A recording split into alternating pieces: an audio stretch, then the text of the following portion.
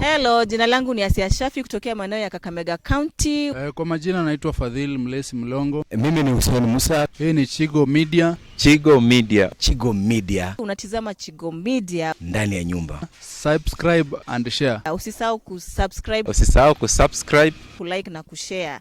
Kushare na kulike. Chigo Media mpango mzima. Hello, mambo vipi? Niite Chigo Machi ile kupenda zinga la Kigunya, na leo hii kama kawaida ningependa kwanza kushukuru mashabiki wote ambao kwamba wanazidi kutufuatilizia na kuweza kutazama vipindi vyetu na hoja na mada tofauti tofauti. Lakini leo cha msingi tu ni kuweza kuzungumzia masuala mzima ya mtonyo upo nchini humu, ama nikizungumzia katika masuala ya ajira. Lakini na kupeleka moja kwa moja, watu wengi na Wakenya wengi wamekuwa na tabia ama na ari ya kuweza kutaka kwenda kufanya kazi Arabuni, na wengi sana wamekuwa wakikata visa na wakitafuta maagent kwenda kufanya kazi katika miliki za Kiarabu. Leo hii iko na mhusika mmoja ambaye kwamba pia yeye vile vile aliwahi kukata tikiti na kuweza kupitia changamoto zake na kwenda kufanya kazi katika miliki za Kiarabu. Si mwingine ile ni Asia kutoka maeneo ya Mumias, niko nayo leo hapa. Karibu sana Asia. Asante kakangu. Vipi, niambie hali yako? Na nashukuru wallahi alhamdulillah. Mimi nashukuru niko mzima. Kwanza ningependa kukaribisha ndani ya Chigo Media. Hapa hii ni sehemu ambapo kwamba tunaekana sawa, tunafunguana ubongo na kuweza kuelimishana na kuweza kutoa hoja mbalimbali. Tukizungumzia katika masuala ya ajira, wewe ni mmoja ambao kwamba umeweza kutambulika. Tukikuona katika mitandao ya TikTok ulikuwa sehemu za nje katika miliki za Kiarabu na uliweza kwenda kufanya kazi kule, na labda wewe mwenyewe utaweza kutuelezea historia ndefu zaidi kukuhusu. Nisiwe mbinafsi sana, nikataka kuzungumza masuala ambayo kwamba yanihusu wakati mwenyewe upo. So labda tueleze Asia, safari yako ya kwanza ilikuwa lini na ni nini kilikusukuma kwenda kufanya kazi katika nchi za Kiarabu?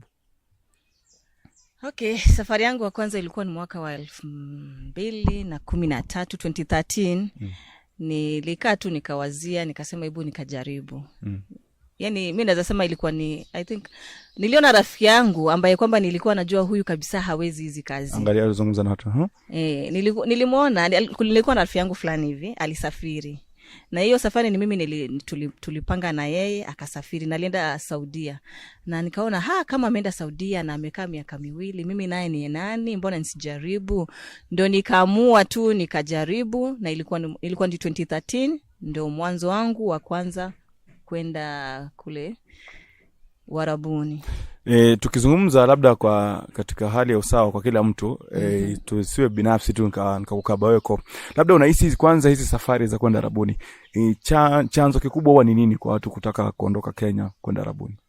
Wengi wao ama kama sisi, wengi wao sana sana huwa ni sogeza mic karibu. Sana sana huwa ni kama umaskini, wengine wao ni tuseme hiyo anaona pia pressure, tamaa ya kitu na hali ya maisha tuseme. So kumaanisha hali ya maisha nchini Kenya imekuwa ngumu, ajira ipatikani. Sasa hizi ajira ya kazi hakuna. So mtu anaona tu amue aende afanye. Na kuna baadhi ya wao ambao pia mkija maisha yanabadilika, unapata kuvaa nini. Sasa mtu akiwa Kenya anaona mimi pia nitoke nirejee nifanye kitu tofauti kama yule. Ndio pia pressure. Unaona mwenzako mbona huyu ameng'ara na mimi pia nataka nifanye hivyo. Wengine ni nini? Masaibu ya dunia. Unaelewa? Labda tukizungumza tu tukianza sasa katika moja kwa moja kuhusiana na hatua ya usafiri. Iko vipi? Na hatua ya safari hii yote ya kwenda kufanya kazi katika miliki za Kiarabu, hatua huwa inaanzia wapi katika katika faida ya yule mtazamaji anayekuangalia, labda angependa pia asafiri aende nje. Anzie wapi na ungependa kumwambia nini? Okay, hatua ni mingi. Sasa inalingana ni yeye mwenyewe atachagua gani. Kuna ile lazima upite kwa agent. Na agent lazima ukipita kwake ni lazima utatoa mapeni. Atakulipisha kiasi fulani ya pesa kulingana na ile kazi wewe mwenyewe unataka. Na kuna ile wewe mwenyewe unaweza amua tu uende tu, unatengeza visiting visa, unaenda huko mwenyewe alafu unatafuta kazi. Lakini wengi wao hupitia kwa agent. So na tukizungumza katika masuala ya agent, hapo ndio kuna kizungumkuti kidogo. Kuna baadhi ya visa vingi vya utapeli na nini. Ni uhusiano gani kwa yule ambao kwamba labda ndio mara yake ya kwanza? Unamhakikishia vipi kwamba kuna uhusiano wote kati ya yeye na agent, labda katika maandikisho ya udhibitisho kwamba anampa hela atamtafutia kazi, ama ni katika masuala tu ya bana mimi pesa ndio hizi nitafutie kazi bila makubaliano yote? Sasa hapo siwezi hakikishia mtu. Unajua unapatana na agent hujui. Siwezi muhakikishia ati huyu. Yaani ni wewe mwenyewe tu na Mwenyezi Mungu wako. Ukiamua kufanya kitu anza na bismillah. Haya. Amini Mwenyezi Mungu na uwe pia wewe mwenyewe ni kutilia mkazo. Ukitafuta agent nitafuta na uwe ukifuatilia hizo process mpaka mwisho. Usitupe tu kwa documents na ukatulia. Wengi wao pia watu wanatafuta au agent pia wanatafuta pesa. Watapata ule mwenye yuko ready na pesa zake, wanamshughulikia. Wewe mwenyewe umetupa hapo documents zako, hujawapatia kitu, watatupa huko documents zako. Sasa ni wewe mwenyewe kufuatilia. Na wengi wao hawezi jua huyu agent ni mwaminifu. Si yani unaweza angalia mtu kadhani lakini ni Mungu tu. Wengi wao si waaminifu na wengi wao pia ni waaminifu. Sasa umezungumzia masuala ya pesa kwamba mtu akatoa pesa na kanyamaziwa ama kushughulikiwa.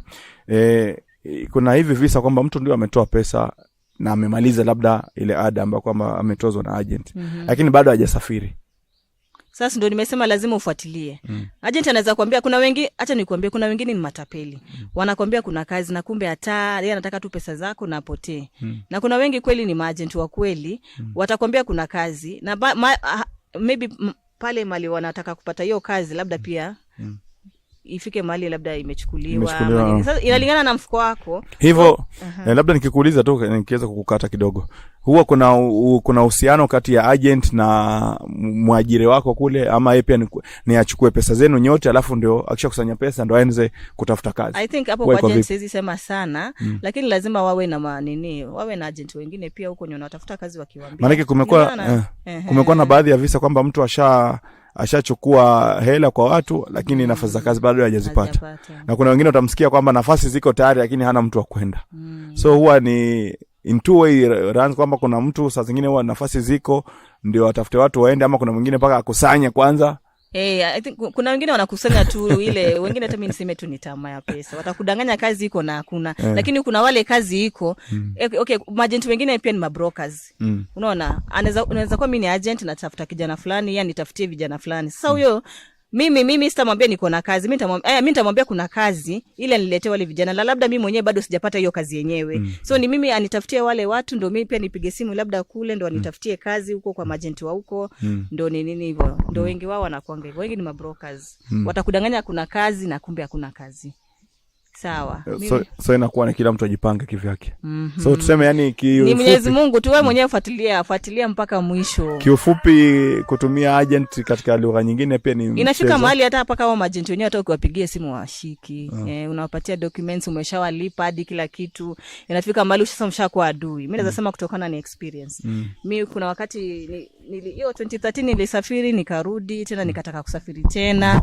Kuna agent fulani alitudanganya. Huyo agent siwezi msamea. Siwezi mention lakini ni mtu anajulikana, ni mwanasiasa fulani hivi anajulikana. So mimi sikujua ni mwanasiasa. Unaona tukafanya hiyo process akatudanganya, tukalipa pesa, tukaenda medical, tukafanya kila kitu. Tulivomaliza akasema haya sasa subirini. Hiyo wakati tunasubiri tukimpigia simu hashiki. Ajibu messages nini anakuwa mkali hivyo akatupeleka hivyo mpaka pesa zetu zilipotea mpaka saizi ukipigia huyo agent anakutukana. Tulipoteza hivyo pesa. Sasa agent wengi mimi naweza sema hata sijui ni kwa nini wao. Na labda katika hicho kipindi mlikuwa kama watu wangapi? Tulikuwa wengi. Kuna wengine mpaka hata kulikuwa na mwanafunzi mmoja ni mwanafunzi aliamua aache shule sasa alipe agent asafiri. Pesa zake zikapotea hivyo. Tulikuwa kama 10. Hiyo wakati nikifanya medical tulikuwa watu kama 10. Na pesa zetu zote zikaenda hivyo. Huyo agent hata mpaka sasa nikimpigia simu anatutukana. Tulipoteza pesa mingi sana. Na uwaga unajua unaona kama inalingana na kazi kama mfano kama hiyo kazi mimi nilikuwa nataka sio ya nyumba. Sasa inamaanisha hiyo commission nilitoa sio mchezo, ilikuwa ni commission mingi sana. Mpaka sasa hata shilingi hajatulipa. Mpaka sasa sijui wale wengine lakini nikidhani pia wale wengine hajawalipa. Pia ilikuwa hivyo. So na labda kabla hujasafiri hiyo ilikuwa historia yako ya kwanza kuweza kutapeliwa ama kuna visa vingine uliweza kupitia? Mimi nimetapeliwa hii ni ya kwanza. Kuna ingine au huyu agent alisema agent watakuhakikishia kuna kazi. So mfano umetafuta kama tuseme security. Most of us wengi wao wanaendanga security waitress vitu kama hizo.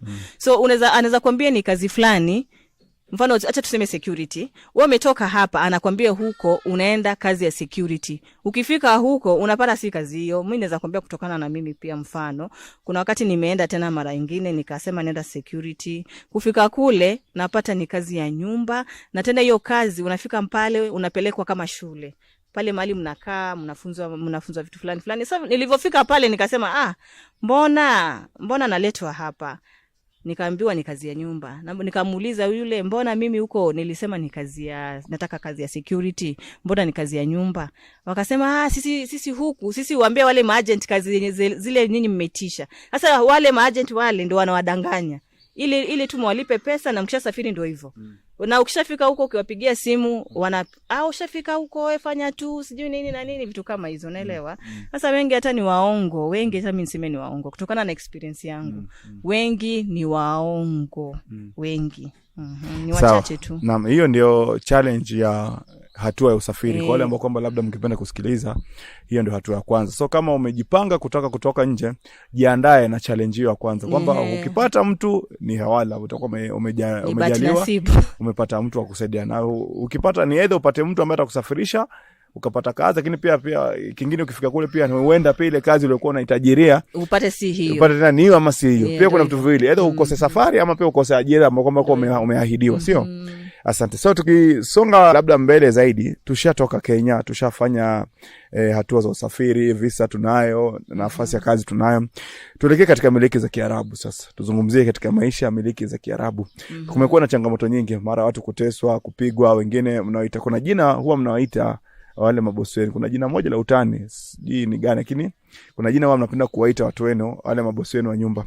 Na unapata kwamba visa vikiwa vingi vile, sisi wa Kenya huwa hatujui, lakini utapata tukifuatilizia kwa kina sana, unapata kwamba ni sheria labda za nchi, ama unapata sijui alivunja sheria hii ama ile. Je, tuelezee maisha na sheria za katika nchi za miliki za Kiarabu huwa iko vipi? Kwanza ukifika katika masuala ya makubaliano ya kazi, je, kama ni kazi ya nyumba, sheria ya kazi iko vipi, kuanzia wapi mpaka wapi? Hapo kwa nyumba sitagusia sana, maana yake sijakuwa kwa nyumba sana. Ila sheria ni zile zile kama za Kiislamu. Wale wanafuata sheria za Kiislamu. Ukipata ukiiba ndio hivyo, ukifanya nini hiyo mtwaje, ukipatikana umezini labda na mtu, pombe, wale wana hasira na wanafuata sheria za Kiislamu. Wale wana hasira sana hata kushinda Waafrika. Sasa ni zile tu sheria zao watafuata. Sasa ni wewe mwenyewe ukienda huko uangalie ni nini imekupeleka. Kumekuwa na changamoto za watu kufanyishwa kazi muda mrefu katika kazi za nyumba. Je, kuna makubaliano ya muda fulani ya kazi, kwamba kuanzia muda fulani mpaka muda fulani ndio masaa ya kazi, ama masaa ya kazi wao iko vipi? Sasa si nyumba pekee yake, hata kama ni hizo sehemu zingine. Sasa inalingana, si kazi ni hivyo hivyo tu kama kazini kama huko nyumbani. Italingana ni wewe unamka saa ngapi. Ukifika pale ukichukuliwa na yule bosi wako mwenyewe, atakupa programu yake. Atakueleza ni saa fulani sisi huamuka, ama wewe uamke saa fulani, ujipange. Hata vitu vingine si lazima uambiwe, ni wewe mwenyewe kutumia akili. Ujue ni masaa fulani nafaa kuamka, bosi kama amelala nifanye kazi fulani. Ili akiamka apate kama kazi imeisha, watoto umewaandaa, kama ni watoto umewapata pale wakwenda shule, umewaandaa vizuri, chakula zungumza na hivyo. Yani italingana na huyo bosi. Kuna wengi sana wanakupatia hiyo program, na wengine wewe mwenyewe ni kutumia akili. Si umeenda pale kazi, unajua nini nimekupeleka, ni wewe mwenyewe utumia akili yako. Kumekuwa na malalamishi mingi kwamba watu wanafanyishwa kazi muda mrefu. Kama ni za nyumba, utapata unasimama mchana na usiku, nyumba utapata ni kubwa, gorofa kwa peke yako. Pia inalingana na mali umeenda. Si kila nyumba ni kubwa, na si kila mali wanakufanyisha kazi hizo mingi. Italingana na mali umeenda. Unaweza enda ukapata mali hata unashangaa, sasa huku nimekuja wapi? Hakuna kazi. Ile tu unaangalia watoto, unaweza angalia kuna wale wazee unawaangalia. Na inalingana pia, yani tuseme inalingana na ile nyumba umepelekwa na bosi umepata. Sasa kila kitu ni Mwenyezi Mungu. Na tukizungumza katika masuala ya kazi ya nyumbani, tukiachana nazo, labda katika makampuni. Je, sheria za kampuni na kazi zake ziko vipi?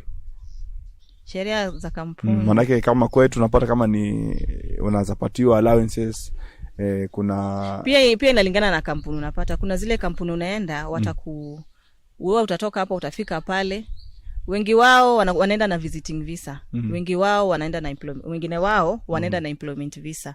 Like mimi acha niseme mimi kama mimi nilienda na visiting visa. Unatoka hapa na sasa ndio hao maagent wanakudanganya. Utatoka hapa na hiyo visiting visa, ukifika kule itabidi hiyo visiting visa imechangewa to employment visa, unaelewa? Au maagent unajua pale nyumbani umewalipa pesa ya wanakuambia hii ni ya visa. Lakini ukifika kule tena inalingana pia na kampuni. Kuna zile kampuni zile zitakufanyia free visa wanakulipia. Lakini kuna ile kampuni wewe mwenyewe lazima ugaramike.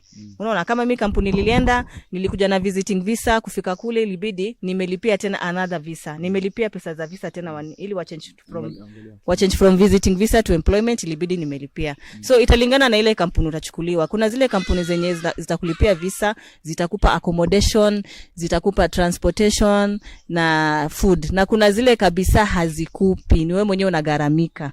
Ugaramike accommodation na nini na sasa italingana na ile lakini watakupatia kwa salary.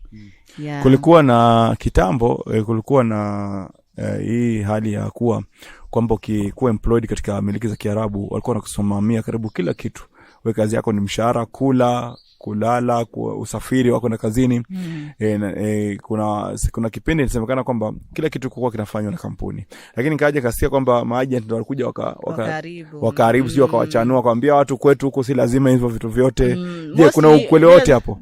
Naweza sema kama kazi ya nyumba wengi wanafanyiwa, wengi wanafanyiwa kama hiyo visa wanafanyiwa kila kitu, wanapatiwa chakula, wanapatiwa nini. Lakini hizi kazi za nje kuna wengine wanafanyiwa hivyo lakini wengi wao hata unajigaramikia kila kitu. Naam, tukizungumza sasa tukiachana na mambo ya kazi sasa, maana mwisho wa kazi utumike usitumike, mwisho wa kusha ni kilichokupeleka kule ni fulusi. Uweze kujua je, pesa zako utapataje? Je, kuna kiwango fulani katika age group kama Kenya tunajua kuna salary group. Je, nchi za miliki za Kiarabu kuna salary group kwamba mtu wa nyumba analipwa kutoka kiwango fulani mpaka kiwango fulani, soja analipwa kuanzia kiwango fulani mpaka kiwango fulani. Maana kila nchi lazima ina sheria zake. Ndio kusikue na ile underpayment. Maana kuna baadhi ya watu serikali isipotenga kitu kama hicho, utapata mtu badala ya kupa 50,000 ataanza kupa 10,000. Maana anakuwa uko very desperate. Je, katika masuala ya salary group huwa iko vipi katika miliki za Kiarabu? Sidhani kama iko kama Kenya. Huko pia inalingana na kampuni yako na boss wako. Nikidhani lakini wengi wao unaona tu kama ni cleaners wanapata. Kuna venye hizi company I think wenyewe wanajua. Lazima ndio maana nakwambia ndio kuna hiyo salary group. Je, kwa wale ambao kwamba umekisia kama ni kwa marafiki zako, je labda ni washikaji ama watu ambao umekuwa nao karibu, je ni kazi gani ambao kwamba aliwahi kuambia nafanya na ilikuwa na range kama kiasi fulani cha pesa? So inalingana, mostly hao wa security wanakuangana tofauti, cleaners tofauti. Kama ngapi hiyo tofauti ni kama ngapi? So unaweza sema sasa hapo hiyo tofauti ambayo kwamba uliambiwa ni juu kama kuna hii housemaid unaweza pata wengi wao tuseme ni 1,000 ya huko 2,000, 1,200, 1,800. Kama ngapi? Inalingana. So ndio maana nikikwambia salary group ni kumaanisha sasa ndio nakwambia inalingana na boss. Unaweza enda upate huyo Mwarabu anakupatia 1,000 na mwingine anakupatia 2,000. Inalingana pia na kazi, unaelewa? Inalingana na kazi, inalingana na nini.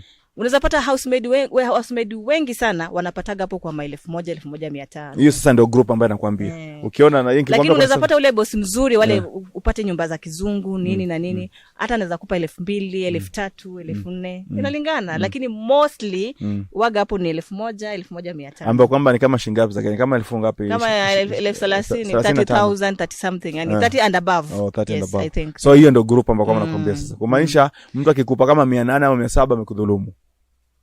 Kuna uwezekano mkubwa. Kitambo ilikuwa ni 800 kwanza. Sasa ndio ikapandishwa. Sasa hizi ni kama 30,000 and above. 30,000 and above. Na je, katika sehemu za kampuni hizi security za wanaume, maana wanaume mara nyingi utasikia mtu amekwambia nimepewa 60, security inaweza kwa 50 huko 40. Inalingana pia. Inalingana pia kuna zile kampuni zile changa zinalipa tu watu bei ya chini.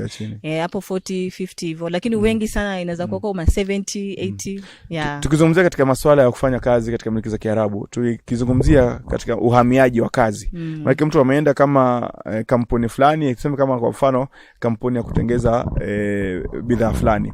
Amefika kule anataka kugura kwenda kampuni nyingine. Kulikuwa na msemo kwamba kitambo ilikuwa lazima uexit, uregee, alafu ile kampuni nyingine chukue tena. Na ikatokea kwamba siku hizi si lazima, sijui unapata ile kampuni ambayo kwamba inakuhitaji inazungumza na ile kampuni kama ni kuafidia usafiri, visa na kila kitu unafidia na unaruka juu kwa juu. Je, hilo likoje, limekaa vipi hapo? Hapo siwezi sema kitu. Hapo lakini nishawaiona kuna mtu mostly na kuanga zile countries zile zenye zimebaniwa, ndio mimi naona mtu ana exit anaenda sijui anarudi. Hapo siwezi gusia sana juu sijui. Na tukizungumzia katika masuala ya utovu wa nidhamu na nchi kukutema nje katika masuala labda kukosea taifa lao, je, ni nini huchangia mpaka mtu labda akakuwa wengi wao wanafika huko wanajisahau ile kitu imewapeleka kule. Wanajiingiza katika mambo mengi, madawa za kulevya, na unajua kwa hizo nchi za Kiarabu hawakubali vitu kama hivyo. Kuzini nini na nini. So ukipatikana ndo hivyo utashikwa, udipotiwe. Na wasichana wengi sana wanafika huko pia wanadanganyika, wanahepa kazi zao, wanaenda kufanya kazi za nje. Mtu anahepa bila passport nini. So kupata hiyo wasichana ambao wanafanya vituko. Wengi wao pia si ati kupenda kwao, wanatoka kwa hizo nyumba kupenda kwao. Wengine wanapitia mateso, ndio inabidi wametoka. Na wakitoka wanatoka bila hiyo passport. Wakifika kule nje polisi akikupata na huna passport, huna visa, tayari unashikwa, unadipotiwa. Kulingana na hizo sheria zao. Umezungumza vizuri katika sehemu ya watoto wa kike, maana hapo ndo kuna changamoto. Tuingie katika masuala ya kemboi. Hapo ndo penye ukemboi utokeza. Je, swala la kemboi lilianzaje? Maana nasikia kuna watu kule wanampaka apartment wamekodisha, wanachukua wale wasichana ambao kwamba labda wana masehemu, wana makao, wanawapa ajira ndogo ndogo waweza kuishi pale. Je, hilo limekaaje na kuna ukweli gani hapo? Hapo kwa kemboi ndo nakwambia, labda mtu ameenda kwa ile nyumba, amepata ule bosi ana mateso mingi, anamtesa, anamnyima chakula nini na nini. Na unajua ukienda huko wengi wao sana wanakuwa katika mitandao. Anapata rafiki yake anamwambia hebu toka huku nje tutakusaidia. Inabidi amekemboi. Na kuna wengine tu ni ile kichwa, yani mtu anataka mbona mwenzangu anapata salary mingi nini na nini. Inabidi atoke akatafute ile salary mingi amwache ule bosi wake. Na wakitoka hivyo nimekwambia wanaacha passport nini na nini, wanaenda huko nje. Huko nje ndo mitiani, inabidi sasa wamejigroup ili walipe rent. Juu rent pay inakuanga ni expensive, si mchezo.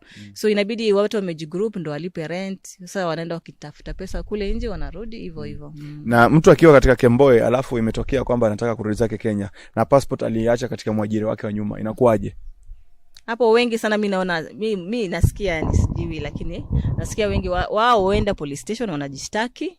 Alafu sana mabosi wanapeleka hizo passport zao huko. Wengine wanakatalia. Wengine hata wataenda inalingana ulitokaje kule. Wengine hata labda wanatoka walipigana na bosi. Wengine labda hata walihepa tu kwa nini yake.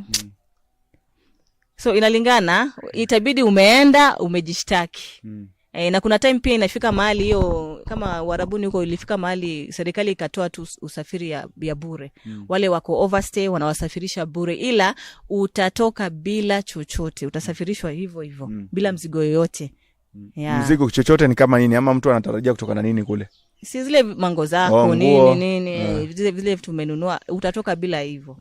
Na labda kama uko umewekeza una account na wao pia watazichukua pesa zako. Sasa before uende ujishtaki, sitabidi umechanuka, utume pesa zako nyumbani, utume kama ni cargo, ndio ili ukienda ukidipotiwa unadipotiwa wewe mwenyewe kama kila kitu shatuma. Lakini kama bado hujatuma wewe ujue hiyo imebaki.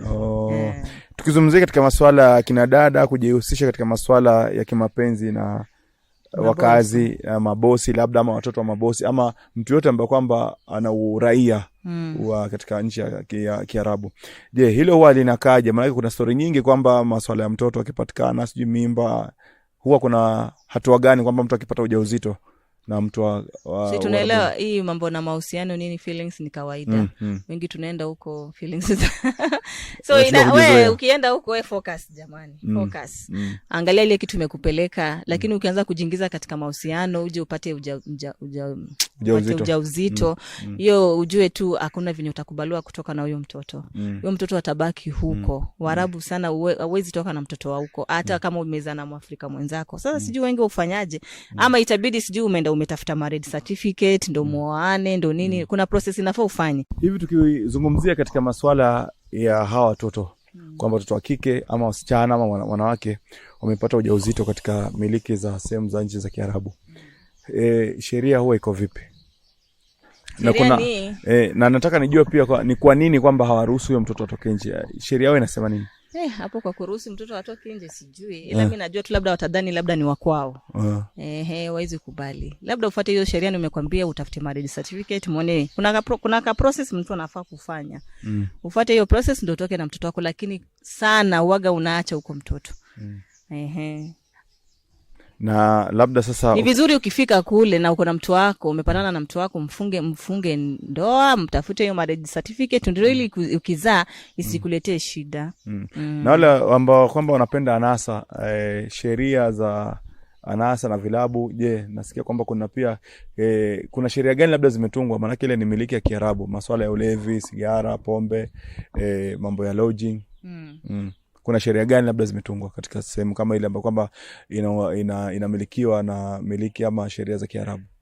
Hapo sina uhakika, ila kitu naweza sema pia si rahisi, si eti ni kila mahali kuna watu wanakunywa pombe, lakini si eti ni kila mahali. Kuna tu mahali imetengwa hapo unaruhusiwa kukunywa pombe, lakini kuna mahali hata nilikuwa napita, unaona watu ni mali tu wameruhusu watu kunywa pombe. Ulipita? Nilipita nikapata watu huko chungulia ndani.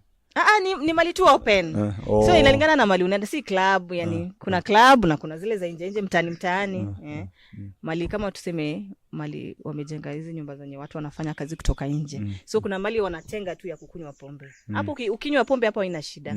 Ila ukienda sehemu zingine lazima kutakuwa na shida. Utashikwa nini na nini juu si pombe inakubaliwa huko. Kule si kama huko kwamba mtu si kama kila ni mahali utakunywa pombe vile unataka, utavuta sigara vile unataka. Kuna pia ruhusa kwamba tu specific ndio unaruhusiwa kununua kutoka nayo. I think. Maana kuna visa pia vile watokezea kwamba vijana walipatikana na tembo nje, wakiangalia wanapata kwamba hawana ile idhini ya kwamba yeye anaruhusiwa kutoka na pombe nje. Na ndio baadhi ya mabosi kwamba wanatumika vibaya hivyo, kwamba bosi anatumwa na mfanyikazi aende amnunulie tembo amtolee nje, ama mtu ambaye kwamba ana hiyo idhini. So I think ni changamoto kwa wale ambao kwamba wanapanga kusafiri ama kufanya usafiri wa kazi za Uarabuni alafu ni waraibu. Itakuwa vigumu sana kwa wao kuishi. Na labda tukizungumzia cha mwisho tukimalizia. Okay. Labda tukimalizia tu cha mwisho tukigusia katika masuala ya ukemboi. Kuna wale ambao kwamba labda wao ndio wamiliki wa hao kina kemboi, si ndio? Kuna watu ambao kwamba ukimtu akwambia si njoo twende tukatafute mahali, utapata ukifika pale kuna bosi wa hao makemboi. Je, huyo bosi labda yeye anaishi vipi pale? Na ilikuwaje paka kapata huo ujanja kwamba amekuwa kemboi, sasa anatorosha watu kwa mabosi wao anaenda pale? Unaweza pata, mimi naona hao mabosi wengi kama mabosi wao tuseme, wengi ni labda wale wanafanya kazi za nje. Mtu anaamua kurent nyumba.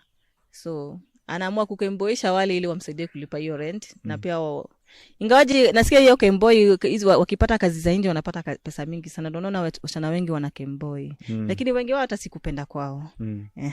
Nimekwambia ni mitihani wanapitia katika zile kazi zao, ndio inafikishia wao kutoroka. Sasa I think au mabosi tu ni wengi sana, ni wale wanafanya kazi za nje wengi. Umegusia katika changamoto ambazo kwamba zinatokezea mpaka watu wanatoroka kufikia kuwa kemboi, si ndio? Na labda ukitokea na changamoto kwa manufaa ya ule ambaye kwamba anakutazama na kusikiza, ukitokea kwamba amepata changamoto kazini, je, huwa kuna hatua gani ili aweze kukabiliana na changamoto ile? Zungumza naye, mwambie kama mtu yuko kazini na amepatikana na changamoto na labda hajajua kwamba kuna ukemboi ama atapitia njia gani aweze kupata ukemboi. Kama hiyo kazi ya nyumba, kazi ya nyumba ikitokea changamoto, wewe pigia agent wako, umueleze. Kuna ule agent wa pale hiyo sehemu umekuja kama Uarabuni, na kuna ule wa nyumbani. Mpigie ule wa Uarabuni umueleze. Ukiona ana kiburi, wengi wao ukifika huko wanakutema, hawakusikizi. Lakini kuna wale wana ile utu, watakusikiza, wataongea na bosi, waone bosi mwenyewe anamwaji. Kuna ule bosi mwenyewe atasema mchange nyumba mimi simtaki, ama acha nimpe another chance tuone. Lakini kuna ule bosi mwenyewe kabisa, huyo unaona tu kabisa huyu siwezani naye. Ongea na agent wako, yule yani yule mwenye unaona yuko karibu na wewe, mwenye mnaelewana, uone atakusaidiaje, atakurudisha ofisini ama atakurudisha nyumbani. Ni sawa. Kuliko uhepe na upate machangamoto zingine huko nje, kwenye stress. Na labda changamoto kubwa kwa mtu kuwa kemboi. Changamoto ambayo kwamba wewe inampata ni gani ambayo inashindwa kumuondoa katika matatizo? Maana yake ni kemboi. Kuna mabosi wengine hata kabisa ni ngumu kutoroka. Inabidi tu unateseka pale pale, hata unakufungia au unakosa chakula nini na nini. Sasa inabidi tu umevumilia, lakini mimi ningeonelea unajua sasa wengi wao wenye inafika mahali hata wengi wapatiwi simu. Sasa anashindwa atatorokaje? Atafanyaje? Inabidi amevumilia, hapo ndo unasikia wengi hata wamekufa. Juu sasa ameshindwa venye atapata hiyo njia ya kujitoa. Hana simu, hana nini, amenyang'anywa kila kitu. Hawa sana pia wanapitia, msiwaone wako huko, wanapitia changamoto mingi sana. Na wengi wao wanaficha. Sasa ndio unaona wengi wao wako mtandaoni huko. Wakiwa mtandaoni at least wanakuwa na ile nguvu. Unaelewa? Anatoa stress kwenye mitandao. Na si kupenda kwao, ni zile stress wanapitia pale nyumbani. Na hizo kazi huko kazini kwao huko. Stress ni mingi sana sana. Kwa manufaa yule ambaye anakutizama, angalia kamera uzungumza naye. Kwa hiyo manufaa yake kwamba anakutizama na anatamani kwenda Arabuni na amejipanga kwamba ana nia kutaka kwenda, na kwa manufaa yule ambaye kwamba labda yuko kule na give up na situation. Ungependa kuambia nini kabla tujafunga hiki kipindi? Kwa yule ambaye yule ambaye anataka kwenda Uarabuni, ni mwenyewe aweke nia mbele, aweke Mwenyezi Mungu mbele, ajue ni kitu gani inampeleka. Akifika huko afanye ile kitu ilimpeleka huko. Asifike huko na akabadilika, si ndio? Na kuna wale ambao wako huko, ni Mwenyezi Mungu tu. I think ni Mwenyezi Mungu tu. Naweka Mwenyezi Mungu mbele na kila kitu itakuwa sawa. Ufanye ile kitu imekupeleka huko. Siku zako zifike urudi. Ukiona umelemewa, jaribu utafute njia nzuri ile ya kutoka pale, usitoke na kiburi, usitoke na nini. Fuata tu njia nzuri, utoke pale, urudi zako nyumbani ukiwa salama.